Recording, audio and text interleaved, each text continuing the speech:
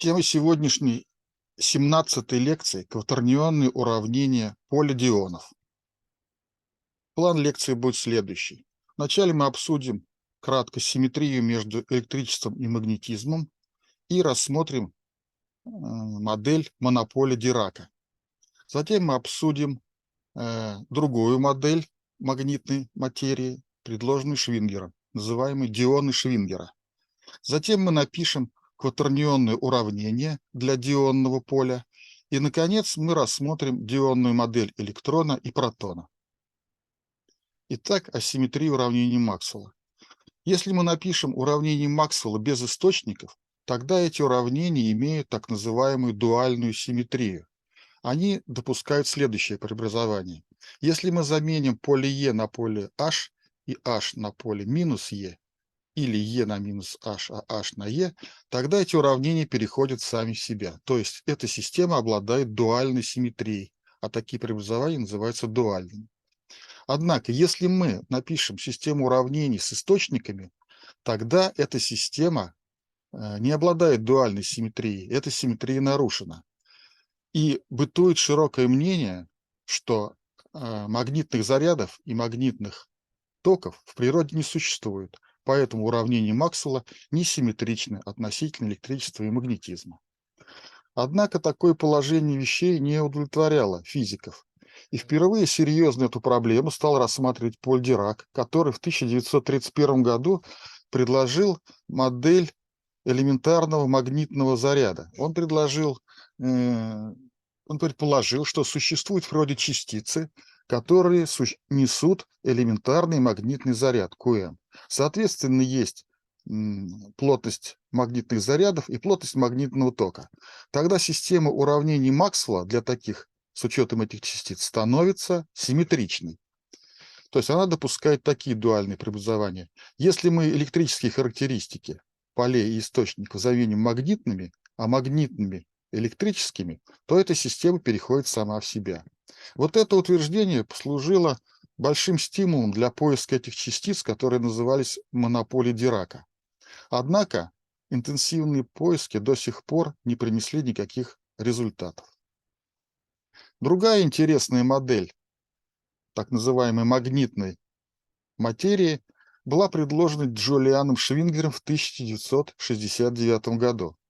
Он предположил следующее. Он сказал, что наряду с электронами и протонами в природе могут существовать элементарные частицы, которые несут в себе и электрический, и магнитный заряд.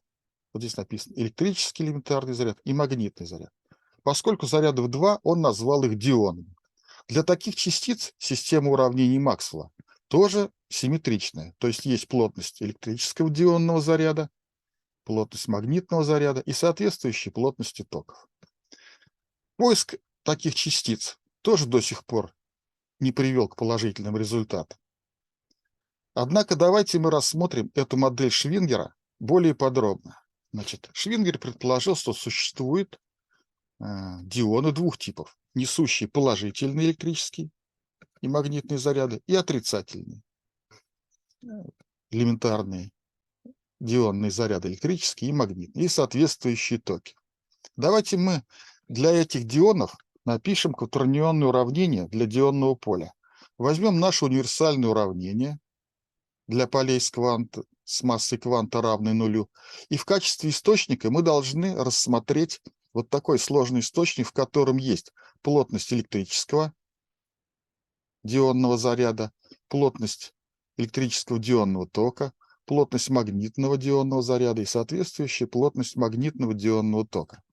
Для симметричного описания нашего дионного поля мы должны ввести более сложный потенциал, который содержит электрический скалярный потенциал, векторный электрический потенциал, магнитный скалярный потенциал и векторный магнитный потенциал. Тогда, если мы подставим источник и потенциал в это уравнение, потом мы перемножим вот эти два оператора и разделим величины с различными пространственно-временными свойствами, то мы получим систему четырех уравнений. Два скалярных, два векторных, которые описывают волновые уравнения для скалярного электрического потенциала, для векторного электрического потенциала, для магнитного потенциала и для векторного магнитного потенциала, соответственно. Далее, если мы введем вот такие напряженности полей, значит, электрическое скалярное поле, как dφ по dt плюс дивергенция, и приравняем его нулю, это так называемая калибровка Лоренца, соответствующее магнитное скалярное поле, тоже приравняем нулю, это калибровка Лоренца для скалярного магнитного поля, а также дадим определение двух векторных полей: электрического через электрический и магнитный потенциалы и магнитного через магнитный и электрический потенциал. Обращаю ваше внимание, что при этом определение становится полностью симметричным. Тогда действие нашего пространственно-временного градиента на вот этот сидион потенциалов приводит к тому, что здесь появляется поле H и поле E. Таким образом, исходное уравнение волновое превращается в следующее. Значит, пространственно-временной градиент действует на наши напряженности поля, и это все равно источникам, вот таким сложным. Если мы произведем действие оператора на напряженности поля, а потом разделим величины с различными пространственно-временными свойствами, то мы получим вот такую симметричную систему уравнений Максвелла для дионного поля. Здесь, значит, источниками являются дионные заряды, электрические и магнитные. Вот, и система становится симметричной. Значит, таким образом, кватернионное уравнение для дионного поля представляет собой обычное наше уравнение волновое для значит, полей с массой кванта равной нулю, у которого есть сложный потенциал, состоящий из электрических и магнитных потенциалов, и сложный источник, в котором есть электрические источники, электрические заряды и токи, и магнитные заряды и токи. Теперь давайте мы рассмотрим взаимодействие дионов более подробно. Представим себе, что у нас есть два тела, таких сферически симметричных, тело 1 и тело 2, и они несут количество дионов на одном n1, на втором n2, соответственно, дионный заряд первого тела есть QE1, магнитный заряд QM2, соответствующие заряды на втором теле. Запишем закон Кулона для этой ситуации. Значит, сила, действующая со стороны первого тела на второе, будет равняться, значит, электрической компоненте кулоновского взаимодействия, где есть произведение двух электрических зарядов на расстоянии между телами, и магнитная часть кулоновской силы, где взаимодействуют магнитные заряды. Поскольку у нас заряд на первом теле электрический равен количеству дионов на элементарный дионный заряд электрический, и, соответственно, магнитный заряд равен количеству дионов на элементарный магнитный дионный заряд, и такие же выражения для второго тела, то, подставляя их в это выражение, мы получим следующее выражение для нашей силы. Значит, квадрат элементарного электрического дионного заряда вот на такую величину и квадрат магнитного дионного заряда вот на такую величину. Давайте мы введем новую величину, обозначим ее Q квадрат, как равную сумме квадратов. Тогда это выражение преобразуется вот в такое Q квадрат. Эту величину Q мы будем называть универсальным дионным зарядом, в отличие от элементарных вот этих. Если мы извлечем квадратный корень, то величина Q равняется плюс-минус корню квадратному из суммы квадратов. Итак, наша сила, действующая между двумя телами, может быть представлена вот в таком виде. Или если мы ее, вот этот Q, помножим на n1 и на n2, то мы получим выражение, то, которое используется в обычной электродинамике. То есть универсальный заряд Q1 и универсальный заряд Q2 на теле. И взаимодействие этих двух тел происходит так, как будто два универсальных заряда Q1 и Q2 притягиваются или отталкиваются между собой. Таким образом, что мы получили? Исходная ситуация, когда есть два тела, несущих дионные заряды, может быть описана двумя разными способами. Либо как взаимодействие двух тел с дионными зарядами, и тогда выражение для силы определяется, значит, электрической частью дионных зарядов и магнитной частью. Или если мы ведем универсальный заряд дионный, тогда сила взаимодействия определяется этим универсальным дионным зарядом. То есть либо тела у нас заряжены дионными зарядами двух типов, либо тела несут на себе заряд одного типа, универсальный.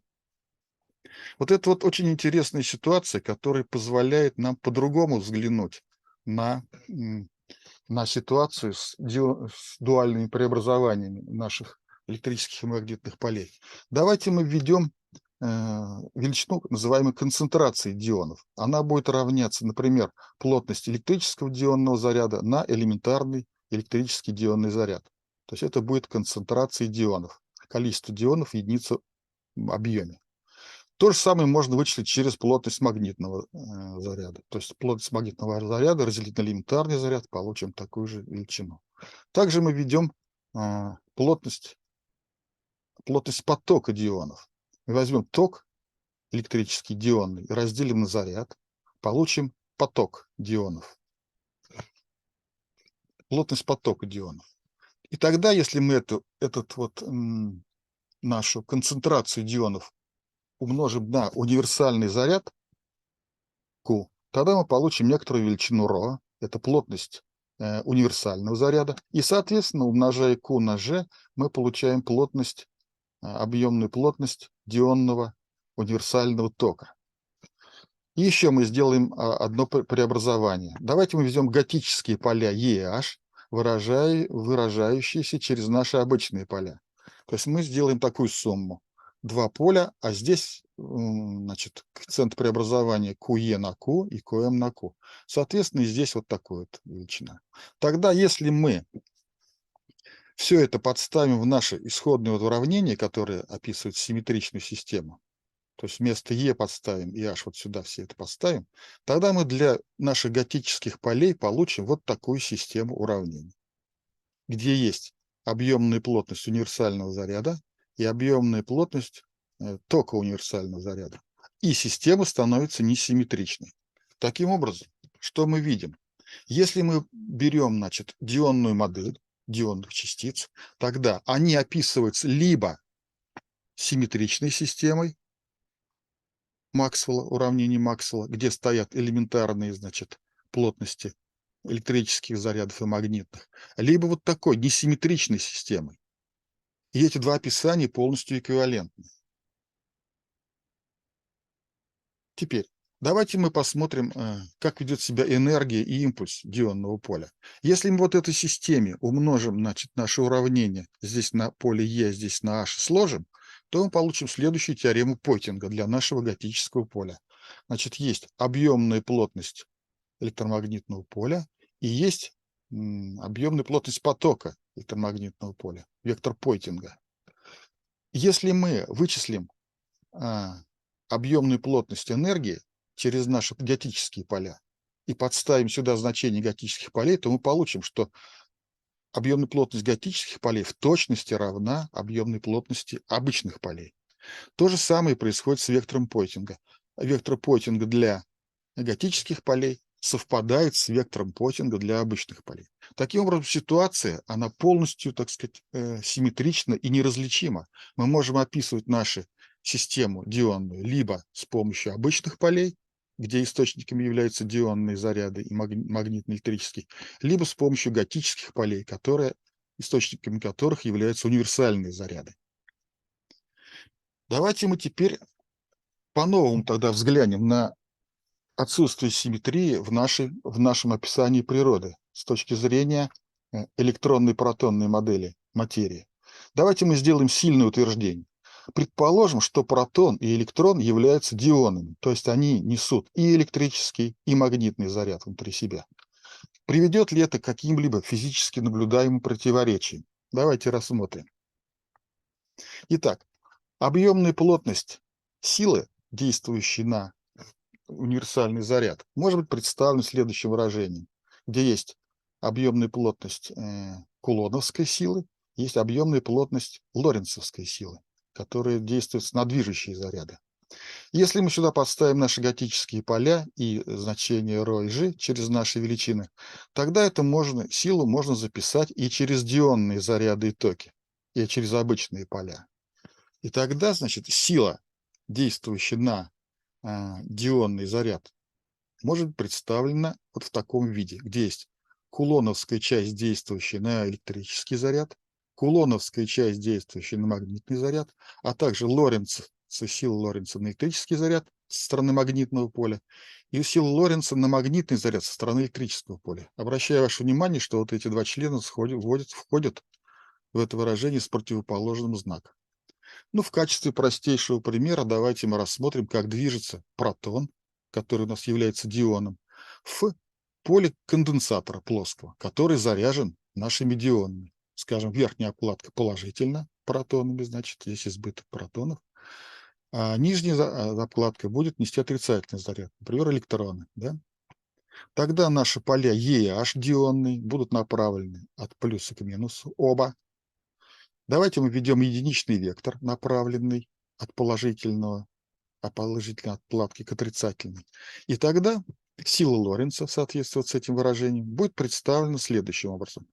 Поле Е вычисляется через плотность дионов на единицу площади обкладки, на элементарный электрический заряд и на вектор А. Это электрическая сила. Соответствующая магнитная сила выражается через магнитный заряд. И ту же самую плотность. Итак, в силе кулона будет две составляющих. Значит, действующая на электрическую часть дионного заряда протона и на магнитную часть. Если мы их сложим, то мы получаем вот такое выражение, которое показывает нам, что на дион, протон, действует сила, как будто бы он несет универсальный заряд Q. Теперь, давайте проверим, что сила Лоренца здесь будет равна нулю, поскольку здесь они входят с разными знаками. Итак, на протон, движущийся в конденсаторе, действует сила обычная со стороны обкладок, как будто бы он несет универсальный заряд Q. То есть никаких противоречий мы здесь не получаем. Давайте теперь рассмотрим, как действуют магнитные поля, как действует поле соленоида на движение нашего протона.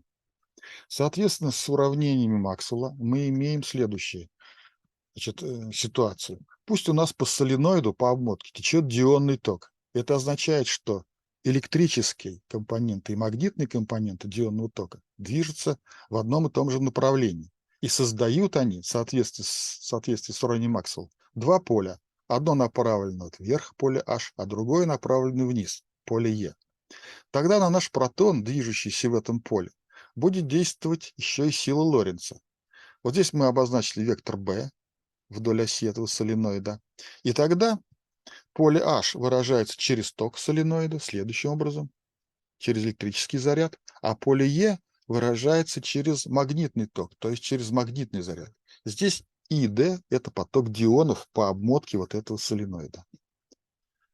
Тогда сила Лоренца у нас выражается следующим образом. Поскольку у нас поля направлены теперь в разные стороны, мы в силе Лоренца имеем сумму. И эта сумма, смотрите, она опять, эти два выражения равны только с точностью до того, что здесь стоит QM квадрат, а здесь QE квадрат. Если мы их вынесем за скобку, то мы получаем следующее выражение, что сила Лоренца действует на этот протон так, как будто бы он несет универсальный заряд Q. Вот. А сила кулона здесь будет равна нулю, поскольку поля направлены в разные стороны. Вот здесь она вычислена, и она равна нулю. Таким образом, протон, если он, например, является дионом, то со стороны дионного тока или со стороны зарядов дионных на обкладку конденсатора можно считать его взаимодействие с этими объектами как взаимодействие зарядов электрического и магнитного дионного заряда протона, либо как взаимодействие универсального заряда Q, который находится в полях, в готических полях, и тогда, значит, мы имеем, то есть, обычную ситуацию, как будто протон несет заряд, такой один заряд Q. Таким образом, еще раз, давайте мы еще раз подчеркнем, что вот в рамках дионной модели, скажем, электроны и протоны, допускаются два описания. Либо мы считаем протон-электрон дионами, и тогда система уравнений Максвелла для этих диодных частиц, она вот такая вот, полностью симметричная. Либо мы их считаем не дионами, а зарядами, которые несут элементарный универсальный заряд Q. Положительный заряд несет протон, и отрицательный заряд несет электрон. Тогда система Максвелла у нас становится несимметричной. Таким образом, вопрос о том, какую систему использовать для описания, скажем, полей электрических зарядов и электрических токов, носит вопрос договоренности. Если мы, например, договариваемся, что электрон и протон – это дионы, тогда мы имеем симметричное описание нашей электродинамики. А если мы считаем, что они несут универсальные заряды Q, положительный, отрицательный, тогда мы имеем систему несимметричных уравнений. Таким образом, несимметрия уравнений Максвелла нынешних, она достаточно кажущаяся. Так, заключение. Для симметричного описания электричества и магнетизма необходимо учитывать магнитные заряды и токи, а также магнитные потенциалы. Описание взаимодействия зарядов и токов допускает два равноправных подхода. Дионная модель приводит к симметричным уравнениям электромагнитного поля, стандартная модель приводит к несимметричным уравнениям поля. Более подробно рассуждения о дионной модели и уравнений, которые ее описывают, можно найти в следующей статье Cedionic Field Equations for Dyons, которая опубликована в 2018 году в журнале Advances in Applied Clifford Algebras. Ссылка на эту статью приведена вот здесь и также будет дана в прикрепленном комментарии. Благодарю вас за внимание. Если у вас возникли какие-либо вопросы или желание обсудить эту модель, то можно связаться со мной, используя вот адрес электронной почты. Еще раз благодарю вас за внимание. Всего вам доброго.